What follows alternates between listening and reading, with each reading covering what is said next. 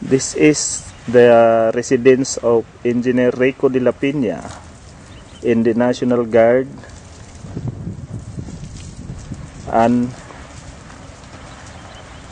his vegetable plant in the front of his house.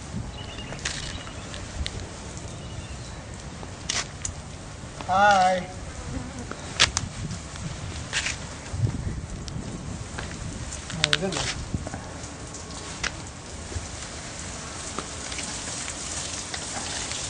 Ayan siya, malaki na oh. Yan.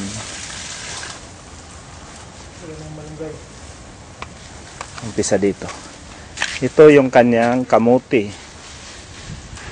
Wala pang laman, puro dahon. Ito mayroon siyang patula. Mayroon siyang ampalaya.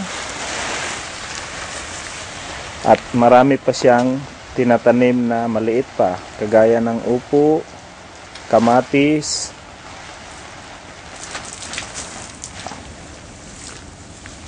Dito sa kabila side sa kanyang bahay, sa bandang bakod, mayroon siyang malaking puno ng malunggay. Sa bandang ilalim mayroon siyang kangkong. Tapos may sili. Yan yung kanyang sili.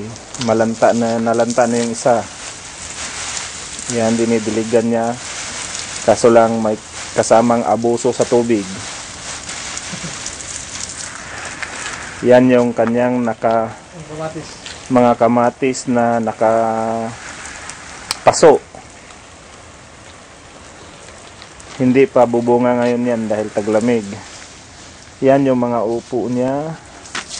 Marami to. Balak pa naming magbenta sa labas pagka namunga na. Ito yung puno niya ng ipil-ipil. Ayaw niyang ipaputol. Sayang daw. Balak namin putulin pagka siya ay tulog. Yan yung garden niya na piniprepare niya para sa tag-init. Puro yan tae ng kalapati. Napakataba. Pero wala pagtanim kasi hindi pa niya alam kung anong itatanim dyan. Ngayon lalapit tayo doon sa iba pa niyang mga pananim.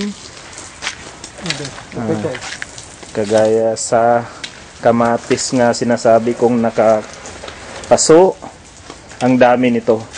Aywan ko itong taon to baka mag-export ng kamatis.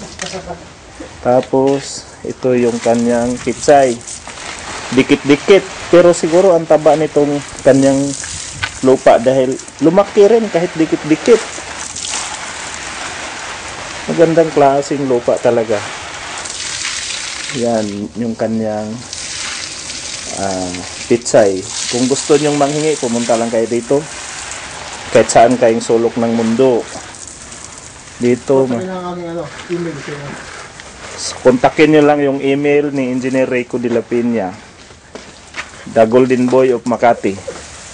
Dati siya ang pinakasiga sa Makati nung wala pang nakatira doon. Ngayon hindi na dahil marami nang nakatira eh. Okay.